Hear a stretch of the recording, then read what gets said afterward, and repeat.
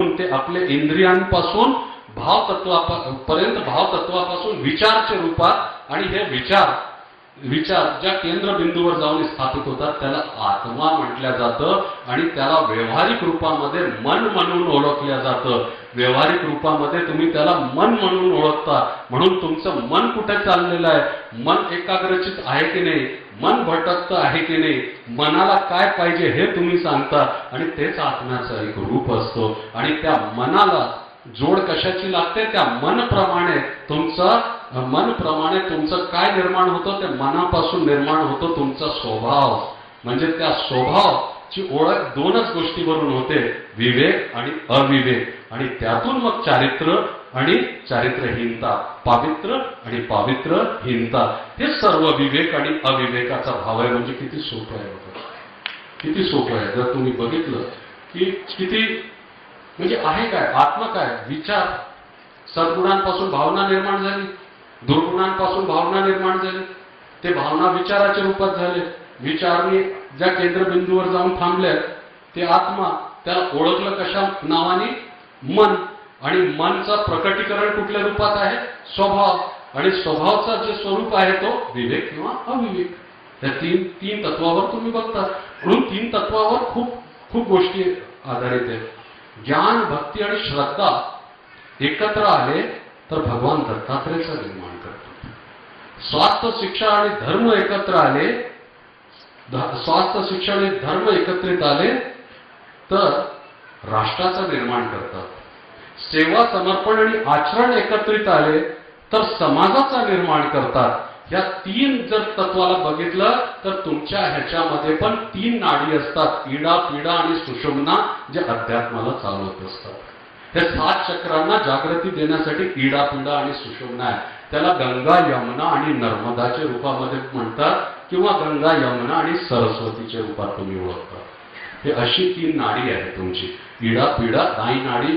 त्याला सूर्य नाडी, चंद्र नाडी, मध्य नाडी. हे योग मध्ये जे सांगितलं जातं, योग मध्ये जे सांगितलं जातं, जे नाडीचं जे स्वरूप आहे ते नाडी आहे. म्हणजे म्हणण्याचा अर्थ हे आहे की सगळे म्हणतात की गणपतीवर दुर्वा कशाला चढवायला पाहिजे, गणपतीवर दुर्वा कशाला चढवायला पाहिजे, मारुतीला रुईचं पान किंवा फूल कशाला चढवायला पाहिजे, किंवा महादेवाला म्हणजे बिलपत्र आणि जे आहे बिलपत्र आणि धतुरा कशाला चढवायला पाहिजे. महादेवानी विषचं प्राशन केलं, विषला संपवतो म्हणून महादेवावर बिलपत्र चढवलं. गणपती हे सद्गुणांनीच स्थूल आहेत, रूपाने स्थूल आहेत आणि त्यांना 56 भोगची आवड आहे. पाचन शक्ती चांगली असायला पाहिजे 56 भोग पचवायला. ह्या 56 भोग पचवण्यासाठी पाचन शक्ती असायला पाहिजे. त्याच्यासाठी दुर्वाचा रस सर्वश्रेष्ठ असतो म्हणून दुर्वाचा रस. ब्रह्मचर्याला अखंड ठेवण्यासाठी आणि ब्रह्मचर्याला मजबूत करण्यासाठी रुईचं पान आणि जे पान आणि रुईचं जे पुष्प आहे तो सर्वश्रेष्ठ असतो. म्हणून मारुतीचं ब्रह्मचर्य अखंड राहायला पाहिजे म्हणून त्यांना ते चढवलं. म्हणजे तुम्ही जर बघितलं तर जे काही देवी देवतांवर चढणारा जे पुष्प आहे किंवा वनस्पती आहे, फल आहे, हे सर्व जर एकत्र केले, फुलं जर एकत्र केले तर तुमचं एक रसायनशास्त्र पूर्ण तयार होतं. पण त्याची वृत्ती आपली तशी असायला पाहिजे. आपण एक अनुसरण करतो, एखाद्या गोष्टीचं सांगितलं तर अनुसरण करतो. अहो, गुरु आणि शिष्य आहे काय, गुरु शिष्याचा नाता काय आहे, शिष्य प्रश्न आणि गुरु त्याचा उत्तर आहे. शिष्य जर नरेंद्र आहे तर सुलभ वेदांत त्याचं उत्तर आहे, आणि त्याची परिणिती म्हणजे आनंदातून विवेक निर्माण करणारा विवेकानंद आहे. म्हणजे नरेंद्रापासून एक जिज्ञासा की देव आहे काय, त्या देवाला सुलभ वेदांतातून, उदाहरणातून रामकृष्ण परमहंस देतात. आणि त्या देवाला राष्ट्राच्या रूपात जगवतात, त्या देवाला समाजाच्या रूपात दाखवतात. त्या देवाला माणुसकीच्या रूपात दाखवतात आणि त्या देवाला शून्यामध्ये दाखवतात. आणि त्याच शिकागोमध्ये जेव्हा विवेकानंद उभे राहतात तर आज पण युवाला प्रेरणा म्हणून ठरले जातात. म्हणजे गुरु शिष्याचं नातं एवढंच आहे. म्हणजे शिष्याने प्रश्न विचारायचे आणि गुरुनी त्याचं उत्तर द्यायला पाहिजे. शिष्याने जर प्रश्नच नाही विचारले आणि गुरुनी जर उत्तरच नाही दिलं तर अर्थच काय जीवनाचा. शेवटी भौतिकवाद आणि देववाद ह्याचा मधला फरक सांगणार कोण, समजवणार कोण. माणूस एकतर भौतिकवादी होऊन बसणार नाही तर देववादी होऊन बसणार. भौतिकवादी झाला तरी पतनच्या रस्त्यावर जातं आणि देववादी होऊन पण ते देवापर्यंत पोहोचतोय की नाही हे नेमकं सांगणार कोण आणि समजणार कसं. सगळे म्हणतात हो जीवन कशासाठी, स्वतःला शोधण्यासाठी. मला एक सांगा, तुम्ही स्वतःला शोधून घेतलंय तुम्हाला कसं कळणार, कसं समजणार की मी मला स्वतःला शोधून घेतलेलं आहे. तुमचं जीवन कशासाठी, माझं जीवन सार्थक करण्यासाठी असं गुरुजींनी सांगितलं. अरे सार्थक कसं करायचं आणि सार्थकताची परिभाषा काय आहे कोण सांगणार आणि कशी समजायची की जीवन सार्थक झालेलं आहे. आपलं जीवन कशासाठी, ओळख बनवण्यासाठी. नेमकी ओळख कशाला म्हणावी, राजकारणातली ओळख, धर्मातली ओळख, व्यक्ती म्हणून ओळख, विचार म्हणून ओळख, कुठली ओळख. म्हणणं सोपं आहे जीवन. त्याप्रमाणे जन्म आणि मृत्यू, जन्म आणि मृत्यूचं म्हटलं जातं. मला एकदा एकाने प्रश्न विचारला, एकदा एकाने प्रश्न विचारला की जन्म आणि मृत्यू काय पूर्णजन्म असतो का, पूर्वजन्म असतो का. मी म्हटलं हो असतो. त्यांनी म्हटलं की सिद्ध करून दाखव. मी म्हटलं की बरोबर आहे. हे बघा, अर्जुन नावाचं एक जीवन जन्माला आला माता कुंतीच्या पोटातून. जगातला सर्वश्रेष्ठ धनुर्धर, सर्वश्रेष्ठ योद्धा, ज्याला बघून जरासंध, शिशुपाल, जयद्रथ सारखे योद्धांचे हात कापायचे. जर युद्धभूमी रणभूमीवर जर तो उभा राहायचा तर त्याला बघून पळून जायचे. त्याला म्हणजे त्याला त्याच्या समोर जायची त्यांची हिंमत नसेल. ह्या अर्जुनाची मृत्यू होते अज्ञातवासात. अज्ञातवासचा जेव्हा त्यांना आज्ञा मिळते जुगारमध्ये हारल्यानंतर, क्षमा करा मी फारसा शाब्दिक आणि साहित्यिक शब्द नाही वापरत आहे, पण जुगारमध्ये हारल्यानंतर धर्मराज सोबत जेव्हा त्यांना जावं लागतं तेव्हा हा अर्जुन तिथेच मरण पावतो. आणि जन्माला कोण येते तर एक नर्तकी जन्माला येते. आणि ती नर्तकी म्हणजे जे अर्जुन चे बोटांना पाहून शत्रूंचे हृदय कापून जायचे, त्यांचे हृदय कापल्यानंतर त्यांचे समोर उभं राहण्याची हिंमत नसेल, तेच बोट लोकांना आकर्षित करण्यासाठी राज दरबारामध्ये नाचत असे. म्हणजे बघा ना, ते दुसरा जन्म. पण ते बोट नाचत असताना एक नर्तकीचा जन्म जगत असताना अर्जुन हे आपला संयम सोडत नाही, आपला सद्गुण सोडत नाही, म्हणजे आपल्या आतला देवत्व सोडत नाही. आणि त्याचा परिणाम काय होतो की सद्गुणांचं रक्षण केल्याने स्वयं श्रीकृष्णाला धाव घ्यावं लागते आणि ब्रहनल्ला मरण पावते आणि जन्माला येतो पार्थ, जे कुरुक्षेत्राचा नायक म्हणून ओळखल्या जातं. आणि श्रीमद भगवद्गीता त्याच्यावर उपदेशित केल्या जाते. आणि पूर्ण कर्मशास्त्र जे आहे, कर्म प्राधान्यता, जे कर्माचा सिद्धांत आहे ते त्याच्यावर रचल्या जातं. आणि कुरुक्षेत्राचा महानायक म्हणून आज पण पार्थच ओळखल्या जातो. जीवन एक होता पण कुंतीने जीवन एक दिलं, पण त्याच्यामध्ये 3 जन्म अर्जुनने जगलेले आहेत. ते 3 जन्म वेगळे. प्रत्येक क्षणाला आपण जीवन देतो. तसं जन्म आणि मृत्यू, जन्म आणि मृत्यू, बरेचदा मी ऐकलं की जन्म आणि मृत्यू हे खेळ आहे. तुमचा जन्म कशासाठी मी सांगितलं, सार्थक करण्यासाठी. हे सगळं ठीक आहे, आपण सगळं ऐकतो. मृत्यूचा पण जेव्हा विचार येतो, सगळे म्हणतात की सगळ्यात जास्त माणसाला भीती असते तर कशाची असते, मृत्यूची. मला एक सांगा, सगळ्यांना माहित आहे की गाडीमध्ये बसल्यानंतर अपघातग्रस्त झाली तर आपला जीव संकटात येऊ शकतो, आपल्याला मृत्यू होऊ शकते. पण गाणे ऐकणं बंद करतो का, गाडी पळवणं बंद करतो का, आपण मित्रांसोबत गप्पे मारणं बंद करतो का, चर्चा चालूच असते ना, त्याच्यानंतर पण शेवटच्या क्षणापर्यंत जर आपल्याला अपघात होताना दिसतो तरी स्वतःला जीव वाचवण्याचा आपण प्रयत्न करत असतो. त्या क्षणाला सुद्धा आपण स्वतःला घाबरतो. पण मृत्यूची भीती आहे, मृत्यू हे डोक्यामध्ये नसतं, म्हणजे त्याची भीती नाही, स्वतःला वाचवण्याची भीती असते.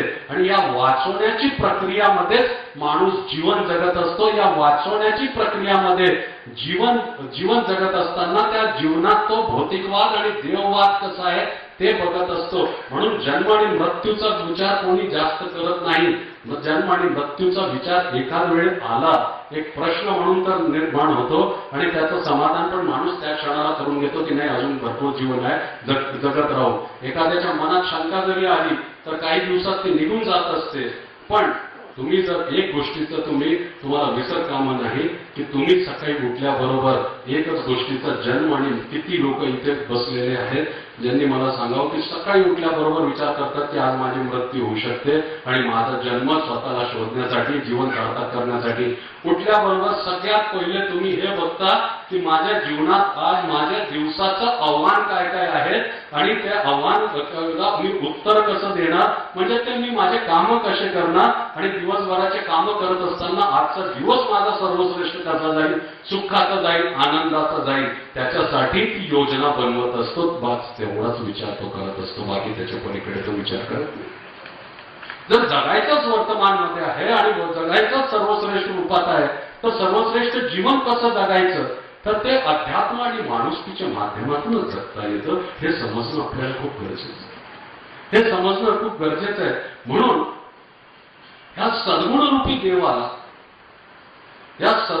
देवाला जेव्हा भावतत्वाची जोड लागते तर तो भावतत्व ज्ञानाच्या रूपामध्ये जेव्हा प्रकट होतो, सज्ञानाच्या रूपामध्ये प्रकट होतो तो भावतत्व. सद्गुण त्याच्यापासून दुर्गुण झाले तर तो वेगळे, म्हणजे तो अध्यात्माकडे जाणार नाही. पण इथे अध्यात्माचा विषय आहे, इथे अध्यात्माचा विषय आहे. माणसाने आध्यात्मिक कसं होता येते हे सांगण्याचा विषय आहे. आध्यात्मिक आहे की नाही ते सांगण्याचा विषय नाही. काय तर म्हणजे आध्यात्मिक कसं होता येईल हे समजण्यासाठी सद्गुणांचं जे भावतत्व आहे ते भावतत्वातून विशुद्ध निर्माण होणारा विचार, ज्याला तुम्ही ज्ञान म्हणता, त्या ज्ञानाला लिपिबद्ध करता येत नाही. पण त्या ज्ञानाला लिपिबद्ध न करता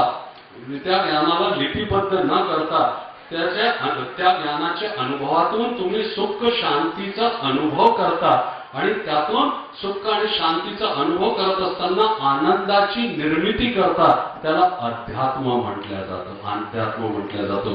A knowledge which cannot be documented but can be experienced in a form of peace and happiness is a spiritualism. And what is science? A knowledge which can be documented but can create in any substantial and materialistic form is a science. एखाद्या ज्ञानला लिपिबद्ध करून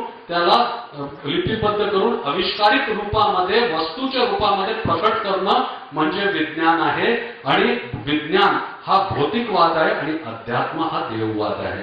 देववादाला नियंत्रण, पूर्ण देववादी होऊन ह्या संसारिक कर्माला तुम्ही सोडू नाही आणि संसाराचे जे कर्तव्य आणि तुमचे जीवनातले उत्तरदायित्व आहेत त्याची प्रगती तुमची थांबू नाही.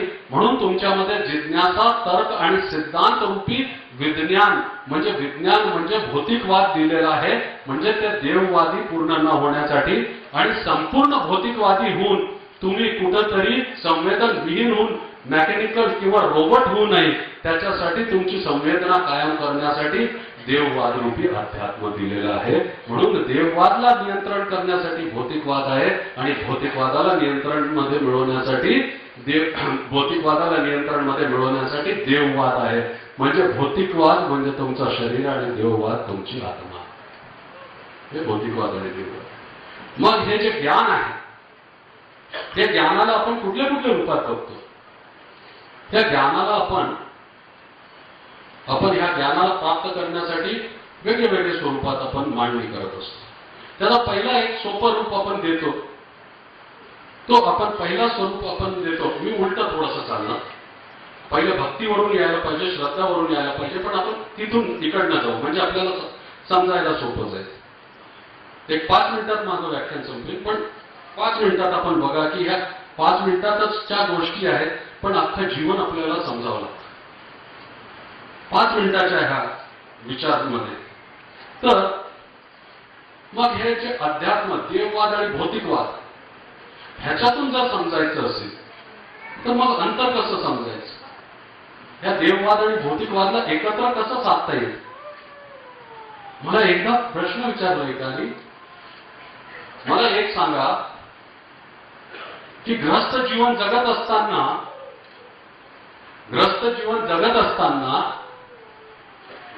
अध्यात्म आणि देववादी होता येते का? प्रपंच, सांसारिक प्रपंच आणि अध्यात्म हे एकत्र कसं करता येतं, चालवता येतं? मी म्हटलं, मी तुम्हाला कबीर कसे जगले हे नाही सांगणार. मी हे नाही सांगणार की कबीर पण सांसारिक होते आणि ते आध्यात्मिक होते. मी हे नाही सांगणार जगद्गुरु तुकोबाराय सांसारिक होते आणि आध्यात्मिक होते. मी तुम्हाला एक उदाहरण देतो. आपल्या गावातल्या बहिणी आहेत ना, जेवढे गावातल्या आई बहीण आहेत ते बघा, सकाळी सकाळी धार लावली की माठामध्ये दूध घेतलं, दूध घेतल्याबरोबर डोक्यावर ठेवतात आणि डोक्यावर ठेवल्याबरोबर जेव्हा शहराकडे विकायला निघतात तर सर्व लक्ष ते माठातले दुधाकडे असतो, पण मात्र चालत असतात. याप्रमाणे माठातलं दूध म्हणजे देव आहे, त्या माठातला दूध म्हणजे तुमचा अध्यात्म आहे. आणि चालत असताना आपसात ते बोलत राहतात की आज दिवसभर लेकरं बाळांना कसं सांभाळायचंय, सासू सासऱ्यांची कशी सेवा करायची, सासरा आजारी आहे की नाही, सासऱ्याचं कसं चालू आहे, सासूचा स्वभाव कसा काही बदल झाला की नाही थोडाफार, हे सगळं काही त्यांचं बोलणं चालू असतं. म्हणजे व्यावहारिक प्रपंच करत असताना त्या अध्यात्माला साधतात की नाही. माणसांनी पण त्यांचं उदाहरण घ्यायला पाहिजे. सांसारिक जीवन जगताना म्हणजे एकत्र तुम्हाला साधतं. म्हणजे म्हणतो ना, माझं म्हणण्याचा अर्थ काय, मांडणी कशी करतात ते भौतिकवाद आणि देववाद. या देववाद आणि भौतिकवादाला आपण काय म्हणतो, सद्गुणांच्या नावाने म्हणतो. आता हे सद्गुण नेमकं करायचे, धारण करायचे तर कसे करायचे, तर त्याचा सोपं मार्ग संतांनी सांगितलं अध्यात्माच्या रूपात. नामस्मरण करा. मग नामस्मरण करा. तर मला लहानपणी माझ्या आईने बाजूला बसवलं आणि सांगितलं की 1.5 लाख जप श्रीरामाचे कर, खूप चांगलं होईल, आपल्या घराचं चांगलं होईल, समाजाचं चांगलं होईल. 1.5 लाख जप केले श्रीरामाचे. पण 1.5 लाख जप केल्यानंतर सुद्धा मन रमलं नाही. खरं सांगतो, एकाग्रता काही लागली नाही. एकाग्रता लागली तर नाहीच, वरून देवावरून विश्वास उठतो काय हे मनात प्रश्न निर्माण झाला की खरोखरच 1.5 लाख जपल्यानंतर सुद्धा काही आपल्याला भेटत नाही. मग मनात एक चिंतन केलं की आपण ह्यांचं नाम का जपतोय, ह्यांनी काय केलं ते बघूया. मग श्रीरामाच्या जीवनातले जे काही चांगले गुण होते ते लिहायला सुरुवात केली आणि 108 चांगले गुण लिहून काढले आणि ते जपायला सुरुवात केली. इतकं मन रमायला लागलं की त्याला सद्गुणांना जपणं, एखाद्या व्यक्तीची आराधना करणं हे नामस्मरण नाही, एखाद्या व्यक्तीचं नाम स्मरण करणं हे आराधना नाही, नामस्मरण नाही, पण त्या चरित्र, त्या व्यक्तित्व, आराध्य इष्ट किंवा लक्ष्यचे सद्गुणांचं स्मरण करणं, त्या सद्गुणांना आत्मसात करणं म्हणजे सद्गुणांना आत्मसात करणं म्हणजे नामस्मरण. त्याला आत्मसात केल्यानंतर त्याच्यावर चिंतन करणं म्हणजे त्या सद्गुणांचं आत्मसात केल्यानंतर त्याच्यावर चिंतन करणं म्हणजे साधना. जे साधना म्हणतो ना, साधना करायला बसले तर सद्गुणांना आत्मसात केल्यानंतर त्याचं चिंतन करणं म्हणजे साधना. त्या चिंतनेतून एकाग्रता मिळवणं म्हणजे ध्यान आणि त्या एकाग्रतातून आनंद मिळवणं म्हणजे समाधी. एवढा आहे. पण ह्या समाधीमध्ये कसं आस्तिकता आणि नास्तिकता. मग नेमकं आस्तिक कशाला म्हणावं आणि नास्तिक कशाला म्हणावं? मला एक विशिष्ट क्षेत्राचा ज्ञान आहे पण दुसऱ्या क्षेत्राचा अभ्यास न करता त्याच्याबद्दल मी त्या क्षेत्राला मी नकारून टाकतो, तर मी ज्या क्षेत्राचा मला ज्ञान नाही मी त्या क्षेत्राचा नास्तिक आहे आणि ज्या क्षेत्राचं मला ज्ञान आहे मी त्याचा आस्तिक आहे. मला विज्ञानाचं ज्ञान नाही पण मला अध्यात्माचं ज्ञान आहे म्हणून मी अध्यात्म